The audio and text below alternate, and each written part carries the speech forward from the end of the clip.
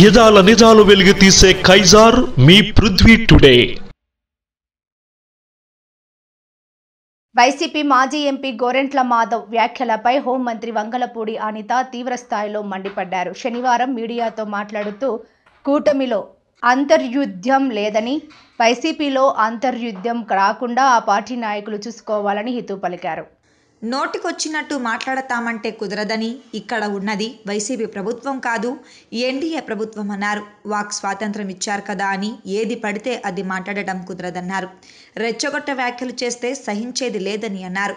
Red group ప్రకారం తాము ముందుకెళ్తే వైసీపీ నేతలెవరూ రోడ్లపై తిరగలేరంటూ వార్నింగ్ ఇచ్చారు. పోసాని కృష్ణమురళిపై రాష్ట్ర వ్యాప్తంగా 17 కేసులు ఉన్నాయని తెలిపారు. కక్షపూరిత రాజకీయాలు చేయడం లేదని, అలా అని తప్పు చేసిన వాళ్ళని ఉపేక్షించేది లేదని హెచ్చరించారు. చేసిన తప్పుకు శిక్ష నుంచి తప్పించుకోలేరని తేల్చి చెప్పారు. పోసానికి స్క్రిప్ట్ ఎవరిచ్చినా అనుభవించేది రాజానే అని అన్నారు. పోలీస్ శాఖలో 900 కోట్లు గత 5 ఏళ్లలో బకాయి పెట్టారని, అవన్నీ తాము తీరుస్తున్నామన్నారు. ఇంతవరకు ఏపీకి అప్పే లేదని, గ్రే హౌండ్స్ బెటాలియన్ లేదని చెప్పారు.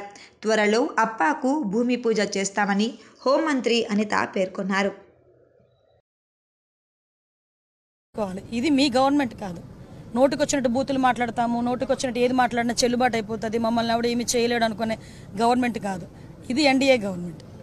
ఎన్డీఏ గవర్నమెంట్లో తప్పు చేసిన వాడు ఎవడైనా కూడా శిక్ష ఒకలాగే ఉంటుంది. నువ్వు నోటుకొచ్చినట్టు రెచ్చగొట్టే విధంగా మాట్లాడతాము, దానికి మాకు సంబంధం లేదు, మీరు మమ్మల్ని ఏమి చేయలేరంటే కనుక ఊరికనే ప్రసక్తి అయితే ఉండదు.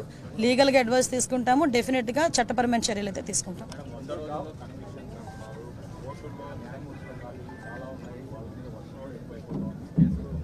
ఎస్ అండి, దాని గురించేనే రీసెంట్గా గౌరవ చంద్రబాబు నాయుడు గారితో ఒక మీటింగ్ కూడా ఏర్పాటు చేసుకోవడం జరిగిందండి. పీపీలు ఏపీపీలు మొత్తం అన్ని కూడా మేము అన్ని ఫిల్ చేసుకోవడం ఒక ఎత్తు అయితే, ఈ ప్రాసిక్యూషన్కి సంబంధించి ఎవిడెన్స్ సబ్మిట్ చేయడంలో ఫోరెన్సిక్ డిపార్ట్మెంట్ కూడా లేట్ చేయకుండా వితిన్ 5 డేస్లోనే ఫోరెన్సిక్ రిపోర్ట్ ఇవ్వడానికి కానీ, డాక్టర్స్ దగ్గర నుంచి వూండ్ సర్టిఫికేట్స్ రావడం కానీ, ఇవన్నీ కూడా మేము టార్గెట్ పెట్టుకున్నామండి. ఈరోజు 100 రోజుల్లో కన్విక్షన్ పడాలి అని మేము టార్గెట్ పెట్టుకున్నాం. ఆ టార్గెట్ ఫుల్ఫిల్ అవ్వడానికి మా ఇన్ఫ్రాస్ట్రక్చర్ మేము డెవలప్ చేసుకుంటున్నాం. At the same time legal టీమ్ని కూడా మేము కొంచెం స్ట్రెంగ్తెన్ చేసుకునే పరిస్థితుల్లో మేము ఈరోజు ఉన్నాం. మేడం, పోసాన్ ఎపిసోడ్ ఏంటి మేడం? ఇప్పటికే చాలా చోట్ల కూడా కేసులు నమోదైనాయి కదా. సజ్జల రామకృష్ణారెడ్డి స్క్రిప్ట్ చదివానని చెప్తున్నారు, దాని గురించి అంటే స్క్రిప్ట్ ఎవరిది చదివినా శిక్ష అయితే అతనికే కదా పడుతుంది. అనుభవించే రాజు ఆయనే కదా, అది వేరే కదా. అది ఏదైనా చదవచ్చు, కానీ అనుభవించే రాజు ఆయనే కదా అవుతున్నాడు. ఓకేనండి, నేను ఒకటి అడుగుతున్నానండి మిమ్మల్ని, డైరెక్ట్ క్వశ్చన్. పోసాని మాటల్ని టాలరేట్ చేసి అయ్యో పాపం అనుకునే ఒక్క మనిషిని తీసుకురండి, మేము ఆలోచిస్తాం ఒకసారి మాట్లాడడానికి. పోసాని మాటలు ఇష్టానుసారంగా మాట్లాడిన తర్వాత సభ్య సమాజం తలదించుకునే విధంగా, సాధారణంగా అనకూడదు కానీ ఇల్లిటరేట్స్ కూడా అలాంటి మాటలు మాట్లాడుకోరు. సో అవతల వాళ్ళకి మనోభావాలు దెబ్బతిన్నాయి, వాళ్ళ ఆత్మగౌరవాలు దెబ్బతిన్నాయి. పోలీస్ కేసు పెట్టారు, యాజ్ పర్ లా మేము వెళ్ళాం. ఇందులోని టార్గెటెడ్ ఏముంది? వాళ్ళు ఏం మాట్లాడలేదా?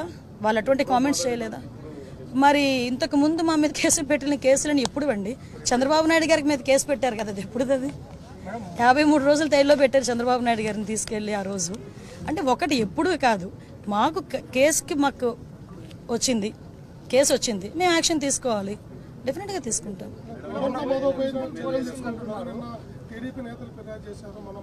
అదేనండి, మేము కూడా అంటే విషయం ఏంటంటే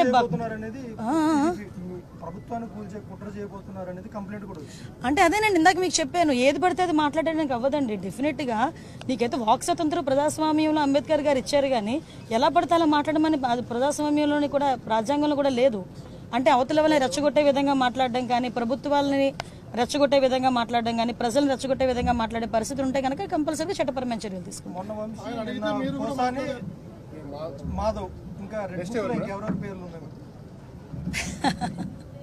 రెడ్ బుక్ పరంగా మేము వెళ్ళాలి అనుకుంటే ఈరోజు వైఎస్ఆర్సీపీ నాయకులు ఎవరు రోడ్ల మీద తిరగరండి. దయచేసి మీరు కూడా అర్థం చేసుకోవాలి, మేము యాజ్ పర్ లా వెళ్తున్నాము. యాజ్ పర్ వాళ్ళు ఎవరైనా కంప్లైంట్ ఇస్తే కంప్లైంట్ బేస్ చేసుకొని వెళ్తున్నాము. పోసాని గారి మీద సుమారుగా 17 కేసులు, దగ్గర 17 కేసులు రాష్ట్రం మొత్తం మీద 17 కేసులు ఫైల్ అయి ఉన్నాయి. వంశీ మీద ఎన్ని కేసులు ఫైల్ అయి ఉన్నాయి మీకు తెలుసు. ఈ రోజుకి కూడా ఏ కేసుల్లో ఫైల్ అయినాయో మీకు తెలుసు. ఇందులోని కక్షపూరితంగా ఎన్డీఏ గవర్నమెంట్ చేయాలి అనుకుంటే వైఎస్ఆర్సీపీ నాయకులు ఎవరు కూడా బయటకు తిరగలేరు. కానీ మేము ఆ కక్ష సాధింపు ధోరణిలోకి వెళ్ళలేదు. అలాగని తప్పు చేసిన వదిలిపెట్టే ప్రసక్తి లేదు. తప్పు చేసిన వాడికి శిక్ష పడాలి, లేకపోతే భయం ఎలా ఉంటుంది? ఉండాలి కదా, భయం ఉండాలి కదా. తప్పు చేసాడు అనుకున్నవాడు ఎవడైనా కూడా కొంచెం జాగ్రత్తగా ఉంటే బెటర్. కానీ శిక్ష నుంచి అయితే తప్పించుకోలేరు. మేము అదేనండి, మేము అందుకే టార్గెట్ పెట్టుకున్నామండి. సీసీ కెమెరాస్ చాలా వరకు ఉన్నాయని అంటున్నారు, మొన్నటి వరకు లేవు. ఇప్పుడు మేము పెట్టాం, చాలా వరకు పని చేయట్లేదు. ఆ పని చేయని సీసీ కెమెరాస్ అన్నీ కూడా మళ్ళీ రీస్టోర్ చేస్తున్నాం, అన్నీ కూడా క్లియర్ చేసుకుంటాం.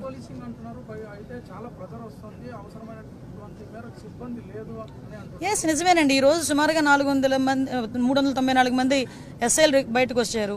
ఆల్రెడీ 6500 మంది